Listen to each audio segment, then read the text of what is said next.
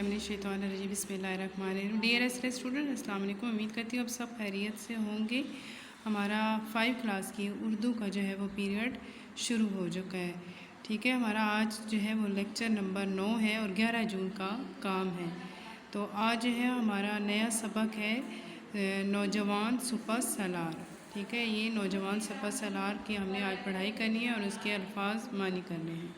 जी, ये हमारा जो है ये पेज नंबर 26 पे है। सबक का नाम है नौजवान सुपह सलार। इसकी सबसे पहले हम पढ़ाई शुरू करते हैं। आप डे मेंशन कर लीजिएगा। लेक्चर नंबर 9 है और 11 जून का ये काम है। इसकी पढ़ाई है। सिंध पाकिस्तान का एक अहम सूबा है। सूबा सिंध को बाबुल इस्लाम भी कहा जाता है।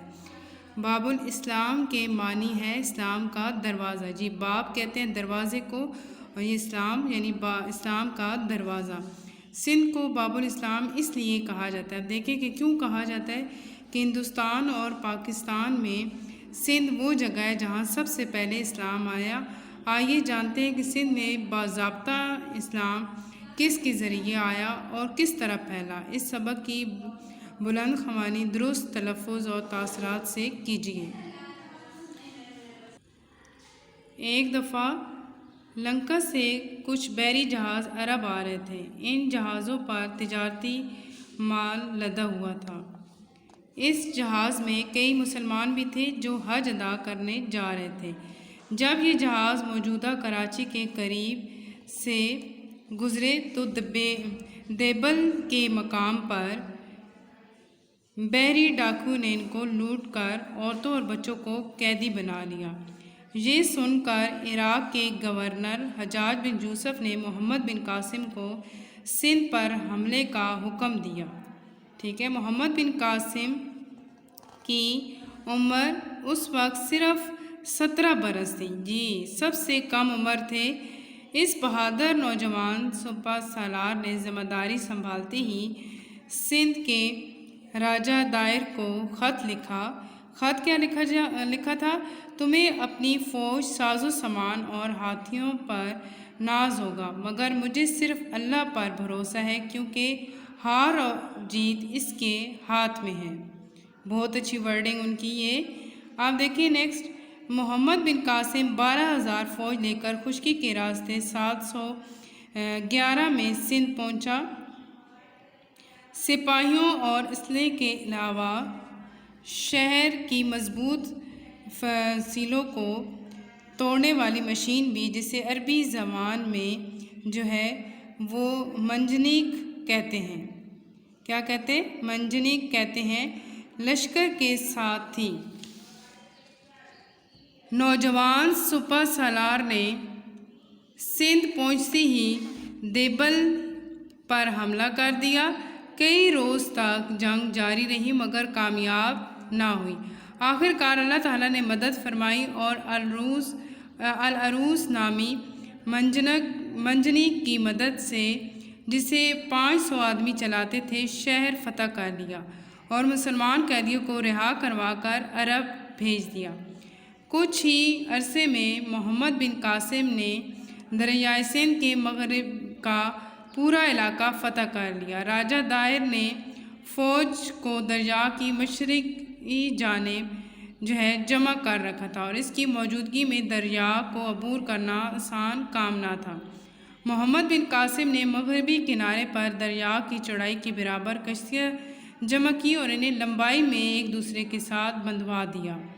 यूँ एक पुल बन गया जिससे पूरी फ़ौज सही सलामत दूसरे किनारे पर उतर गई। जी, ये देखें किस तरह उन्हें मुसीबतों का जो है सामना करना पड़ा, लेकिन कितनी बहादुरी के साथ। यहाँ राजा दायर और मोहम्मद बिन कासिम के दरमियान 10 रोज़ तक जंग हुई। मोहम्मद बिन कासिम की फ़ौज सिर्फ 12,000 अफराद पर मुश्तमिल थी, जबकि राजा दायर की फ़ौज में 60,000 आदमी और कई हाथी भी थे। मुसलमान बहुत पुरजोश थे। वो मंजनीकों के ज़रिए दुश्मन पर पत्थर फेंकते और ऐसे तीर फेंकते थे जिनके सिरे पर आग का बगोला होता था। वो तीर जहाँ गिरते वहाँ आग लग जाती थी। جس سے راجہ دائر کی فوج میں شامل ہاتھی ڈر کر بھاگ تو اپنی ہی فوج کو رونتے ہوئے میدان چھوڑ گئے۔ جنگ کے 10ویں دن راجہ دائر مارا گیا۔ اس کی موت کے ساتھ ہی محمد بن قاسم نے ہندوستان میں اسلامی حکومت کی بنیاد کا پہلا پتھر رکھ دیا۔ سندھ کی فتح کے بعد محمد بن قاسم نے ملک کا انتظام اتنے اچھے طریقے سے چلایا کہ بہت سے ہندو سپاہی بھی اس کی فوج میں شامل ہو گئے۔ محمد بن قاسم نے اپنے اچھے طور طریقوں اور حسن سلوک سے سب کے دلوں میں گھر کر لیا اور یہاں امن و سکون اور بھائی چارے کی فضا قائم ہوگی۔ دیبل اسی مقام پر واقع ہے جہاں اب پورٹ قاسم قائم ہے۔ جی بہت اچھا اور دلچسپ جو ہے وہ کہانی تھی کہ یہ سچی کہانی کہ کس طرح جو ہے محمد بن قاسم نے سندھ کو فتح کیا اور کس طرح جو ہے وہ حکومت کی اور کس طرح امن و سکون جو ہے وہ قائم کیا۔ تو یہ ہماری آج کی ریڈنگ تھی۔ اس کے الفاظ معنی دیکھتے ہیں۔ بک پہ ہے یہ بحری، سمندری، ناز، غرور اور فخر، فصیح شہر کی چار دیواری، عبور کرنا، پار کرنا، سرے، کونے، بگولا، تیز ہوا، روندنا، پاؤں تلے کچلنا یا پامال کرنا، حسن سلوک، اچھا سلوک۔ جی یہ ہمارا آج کا ٹاپک یہاں تک ہی تھا۔ اس کے ساتھ ہی اللہ حافظ، اسٹے بلیسڈ۔